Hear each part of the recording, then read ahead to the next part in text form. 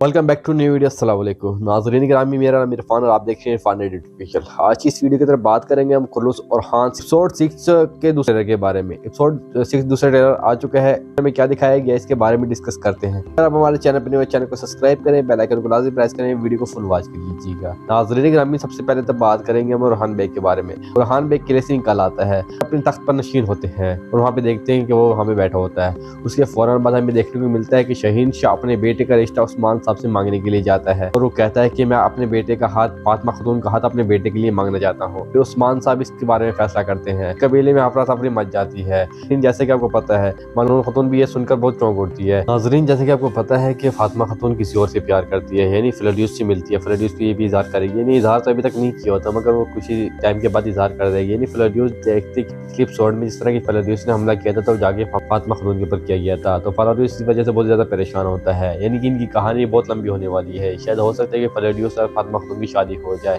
नाज़रीन, जैसे कि आपको मालूम, खान सरदार ने शहीन शाह की बात को अभी तक रद्द नहीं किया, यानी कि उसका इनकार नहीं किया। शायद हो सकता है कि शहीन शाह की बात को भी मान लिया जाए और फातिमा खातून की शादी उसके बेटे से यगीज से कर दी। नाज़रीन ग्रामी, आप लोगों की इसके बारे में क्या राय है? क्या इसकी शादी यगीज से होगी या फिलड्यूस से होगी? आपने मुझे कमेंट्स में लाजमी जवाब देना है। नाज़रीन, वीडियो कहीं पे एंड करते हैं। वीडियो अच्छी लगी तो लाइक करना, चैनल को सब्सक्राइब करना और शेयर के बटन को लाजमी प्रेस करना है। वीडियो एंड करते हैं। अल्लाह हाफिज़।